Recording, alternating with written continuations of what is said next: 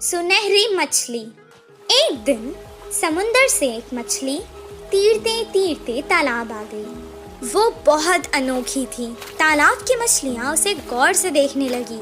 उसी वक्त एक मछुआरा वहाँ तालाब की मछलियाँ पकड़ने आया। तालाब के मछलियों को शिकारी के बारे में पता था। जैसे ही उसने जाल डाला, सारी मछलियाँ तुरंत वहाँ से भाग गई और ये सुनहरी मछली जाल में फंस गई। मछुआरे ने कहा, ये मछली तो कितनी बड़ी है, इसे मैं घर ले जाकर छोटे छोटे टुकड़े कर कर सुखा कर बहुत दिन तक खा सकता हूँ। ओ मछुआरे, मुझे मत मारो, मैं तुम्हारी मदद कर सकती हूँ। मछली की बातें सुनकर, अरे ये मछली तो बात भी कर सकती है, बताओ तुम मेरी क्या मदद कर सकती हो? अभी तो मैं तुम्हें तालाब से निकाल कर घर ले जाता हूँ, वरना तो तुम मेरे हाथ से निकल जाओगी। वो मछली को पकड़कर घर को जाने लगा। वो घर पहुँच गया। वो कहने लगा, ए मछली, तुमने तो कहा था कि तुम मेरी मदद करोगी। मुझे बहुत भूख लग रही है, करो मेरी मदद अब। तभी अचानक उसके आगे बहुत सारा खाना प्रकट हुआ। वाह वाह, इतना सारा खाना! मैं तो तुम्हें यहाँ मारने लाया था, तुमने तो जादू ही कर दिया। इतना सारा खाना मुझे तुमने दिया, अब तो तुम मेरी सबसे अच्छी दोस्त हो। दोनों खुशी खुशी रहने लगे। एक दिन वो बहुत उदास था। मछली ने उसे देखा। क्या हुआ दोस्त, आज तुम बहुत उदास लग रहे हो। अब से तुम्हें मैं कभी नुकसान नहीं पहुँचाऊंगा। मेरी उम्र के बच्चे सभी पाठशाला जाते हैं, मुझे भी पढ़ना पसंद है, पर हर रोज मैं जाल लेकर मछली पकड़ने जाता हूँ। तुम पाठशाला क्यों नहीं जाते? मुझे पढ़ना पसंद है, पर मुझे कुछ याद नहीं रहता, इसीलिए मछली पकड़ने के काम पर लगा दिया। मैं तुम्हें एक उपाय बताऊं? मुझे तुम अपने कान तक ले जाओ। मैं तुम्हें एक मंत्र बताऊंगी, उसे पढ़ने से तुम्हें सब कुछ याद रहेगा और तुम अपनी कक्षा में सबसे अव्वल आओगे। तुम्हारी सब प्रशंसा करेंगे। अच्छा, बताओ। मछली ने उसके कान में एक मंत्र बताया। उसके बाद से जैसे उसने कहा था वैसे ही हुआ। मछली दोस्त, मैं बहुत खुश हूँ। अब मुझे तालाब की बहुत याद आ रही है। चलो हम दोनों तालाब चलते हैं। वो दोनों तालाब के पास चले गए। मछली ने उसे अपने ऊपर बैठा लिया और बहुत जल्दी जल्दी तीरने लगी।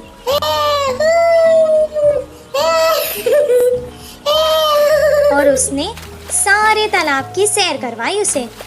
सबको देखकर वो बहुत खुश हुआ। जब उसका मन भर गया, वो वापस घर जाने लगा। मछली ने कहा, दोस्त, तुम अकेले ही क्यों जा रहे हो? मुझे भी अपने साथ ले जाओ। मैं जितना खुश पाठशाला में होता हूँ, आज मैंने देख लिया कि तुम उतना ही खुश तालाब में होती हो। मैं तुम्हें तुम्हारी खुशी से दूर नहीं कर सकता, इसीलिए मैं तुम्हें यहाँ छोड़कर जा रहा हूँ। मैं वापस जरूर आऊँगा दोस्त। इस कहानी से हमें ये शिक्षा मिलती है कि जिस काम में हमें खुशी मिलती है वही काम करना चाहिए और जहाँ रहने में खुशी होती है वही रहना चाहिए। कौवे की चालाकी। एक जंगल में दो बड़े बड़े पेड़ पास पास थे। एक पेड़ पे कौवे घोंसला बनाकर रहते हैं तो दूसरे पेड़ पर कबूतर रहते थे। पूरा दिन खाना ढूंढते हुए शिकार के लिए भागते थे। शाम ढलते ही अपने अपने स्थानों पर विश्राम करते थे। कौवे के समूह में एक अति आलसी कौवा रहता था। वो उतना ही देर से उठता था। बाकी सारे खाने के लिए बाहर जाते हैं तो ये कहीं ना जाते हुए पेड़ पे ही आराम से रहता था। कुछ ही देर में वो सारे खाना लेकर खाते समय उनमें मिलकर छीन के खाता था। ऐसे उस दिन उनके लाई हुई खाने को समेटकर कौवे एक तरफ और कबूतर एक तरफ समूह में आकर खाते हैं। तो कौवे हर समय झगड़ते हुए अपने अपने बल से आहार लेते थे। कबूतर तो सब मिलजुल कर रहते थे, बिना किसी झंझट के एक सामान बांटकर खाते थे। उन कबूतरों की एकता देख आलसी कौवे ने सोचा कि आहा, उन कबूतरों को तो देखो कितने अच्छे हैं और हमारे देखो कैसे हैं। छी, अगर जन्म लेना ही है तो शेर की तरह लेना चाहिए या फिर कबूतरों की तरह लेना चाहिए। बोलकर बहुत ही उदास हुआ। कुछ देर सोच में पड़ गया और चालाकी से एक चाल चली। कपड़ों को रंग डालने वाले के घर जाकर सफेद रंग में डूब के उठा।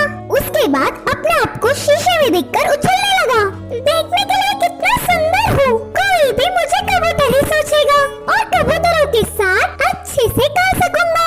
उड़ते हुए जाकर कबूतरों के समूह में मिल गया। धीरे से अच्छे से खा रहा था। खाने के लिए झगड़ा कर रहे कौवे को देख नफरत करने लगा। ऐसे कुछ दिन बाद उस आलसी कौवा बिना कष्ट किए आराम से रहने लगा। एक दिन भूख से बहुत थक गया गले में गाना अटकने से पानी के लिए रोक नहीं पाया और तुरंत बोल के जोर से चिल्लाने लगा। इससे कौवे की पोल खुल गई और क्या, सारे कबूतर मिलके कौवे को चोट से मारते हुए भगा दिया। अरे बाबा, थोड़ी भी रहम ना खाते हुए चोट से मार रहे हैं। अब फायदा नहीं, मैं मेरे रूप में बदलना ही ठीक है, बोल के सोचकर पानी में डूबा। मजाक ये था कि वो कड़ी रंग होने के कारण वो गया ही नहीं, बिना कुछ समझते हुए अकेला ही रह गया। अब देख देख के भूख ना सह पाते हुए आखिर में कौवे के खाना खाकर उनके समूह के पास चिल्लाते हुए आया। वो कोई अजनबी पक्षी है समझकर सारे कौवे एक होकर उसे भगा दिया। उस आलसी कौवे की चाल विफल होकर उसके लोग भी आने नहीं देने से आखिर में अकेला रह गया। इस कहानी की नीति है कि बाजू वालों के लिए भागने से अच्छा हमारे लोगों से खुश रहे। जादुई बिजली। एक गांव में रामू, सोनू और मोनू नामक 3 दोस्त रहा करते थे। रामू एक किसान था, वो खेत में काम करके खुश रहता था। सोनू एक दूध वाला था, मोनू एक दुकानदार था। एक दिन तीनों दोस्त शहर को कुछ काम से गए। काम पूरा होने तक शाम हो गई। शाम को जब वो लौटकर गांव वापस जा रहे थे, उनको जंगल पार करके वापस जाना था। अचानक आसमान में बादल आ गए। कुछ देर तीनों दोस्त एक दूसरे से मशवरा करने लगे, फिर आगे चलते रहे। अचानक बादलों में बिजलियां कड़कना शुरू हो गई। वो डर गए। सोनू ने कहा, बाप रे, बिजली को देख रहे हो? लगता है आज तो हम जंगल में ही फंस जाएंगे। हाँ हाँ, सही कहा तुमने, आज तो ऐसे ही लगता है। बहुत रात हो चुकी है, अब हमें आगे नहीं जाना चाहिए। हम जंगल के बीचों बीच है, अब अगर हम आगे जाएंगे तो भी खतरा है, पीछे जाएंगे तो भी खतरा है। इससे बेहतर है हम आगे चले जाएं। इतना कहकर वो बैलगाड़ी आगे चलाने लगा। थोड़ी दूर जाते ही जोरों की बारिश शुरू हो गई। जंगल में बहुत ज्यादा अंधेरा था और ऊपर से तेज बारिश और बिजलियां कड़क रही थी। ये सब देखकर वो डरने लगे। अचानक उनकी बैलगाड़ी के सामने एक बड़ा सा पत्थर आ गिरा। तीनों बैलगाड़ी से उतर गए और एक पेड़ के नीचे रुक गए। मैंने तो पहले ही कहा था वापस चले जाएंगे, सब देखो क्या हो गया। तुमने रामू की बात मानी ना, ऐसे ही होना था। पेड़ के नीचे खड़ के वो बारिश के कम होने का इंतजार करने लगे। आसमान से एक बहुत बड़ी बिजली उनके आगे खड़कने लगी। जंगल में बहुत ज्यादा अंधेरा था और ऊपर से तेज बारिश और बिजलियां भी कड़क रही थी। ये सब देखकर वो डरने लगी। उन्हें समझ आ गया था कि ये सब कुछ किसी दुर्घटना की ओर इशारा है।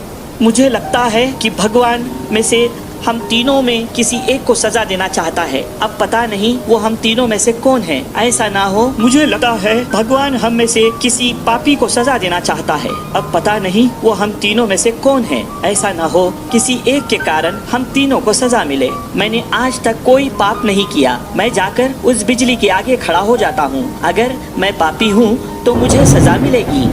जैसा उसने कहा था उसे कुछ नहीं हुआ। वो वापस पेड़ के नीचे आकर खड़ गया।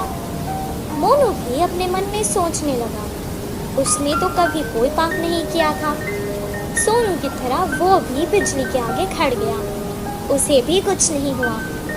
अब रामू की बारी थी। वो सोचने लगा कि बाकी दोनों तो बच गए, अब भगवान को उसे ही सजा देनी होगी। लेकिन उसने भी तो कोई पाप नहीं किया था। वो डरते डरते बिजली के आगे खड़ गया। तभी अचानक बिजली वहां से पेड़ की तरफ चली गई और पेड़ के ऊपर गिर गई। पेड़ जल गया और उसके नीचे खड़े सोनू और मोनू मर गए। रामू को कुछ देर तक समझ ही नहीं आया कि आखिर हो क्या रहा है। दोनों दोस्तों की मौत पर वो बहुत दुखी हुआ और रोने लगा। हे भगवान, ये क्या हो गया? अगर अब मैं इन दोनों के बिना गांव जाऊंगा तो गांव के लोग मुझे ही इनका मौत का जिम्मेदार समझेंगे और मेरी बहुत बेइज्जती होगी। इससे बेहतर है मैं यहीं अपने दोस्तों के साथ मर जाता हूँ। रामू बहुत देर तक रोने लगा और रोते रोते वो भी मर गया। और अचानक एक देवी आकाश से प्रकट हुई और वो रामू की अच्छाई से बहुत खुश हुई, इसलिए उसने तीनों को जीवित कर दिया। मछली ने उसने तीनों को जीवित कर दिया। रामू, तुम बहुत अच्छे हो इंसान। रामू, तुम बहुत अच्छे इंसान हो। तुमने कभी कोई पाप नहीं किया है। और तुम्हारे ये दोस्त सोनू, ये जो दूध बेचता था उसमें पानी मिलाया करता था और दूध को बहुत महंगे दाम पर बेचता था। तुम्हारा ये दोस्त मोनू, ये जो व्यापार करता था, ये दुकान के सामान में मिलावट करता था और बहुत महंगे दाम पर बेचता था। तुम ही बताओ, क्या ये पाप नहीं?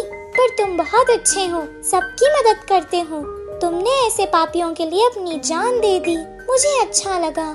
अब मैंने खुश होकर तुम तीनों को जीवित कर दिया है। सोनू, मोनू, तुम्हारी जिंदगी का कारण आज रामू है। अपने पाप छोड़ दो और अच्छे इंसान बन जाओ। सोनू मोनू ने अपनी गलती का पश्चाताप किया और अपने आप से वादा कर लिया कि अब वो कोई पाप नहीं करेंगे और रामू जैसा अच्छा दोस्त पाकर वो बहुत खुश हुए। तीनों बैलगाड़ी में बैठकर वापस गांव आ गए। अगले ही दिन से वो अपने अपने काम पर लग गए। सोनू अब दूध में पानी बहुत कम मिलाता था और मोनू सही दाम पर सही तोलकर बिना मिलावट वाला सामान बेचता था। इस कहानी से हमें ये शिक्षा मिलती है कि अगर हम अच्छा करेंगे तो हमारे साथ अच्छा ही होगा।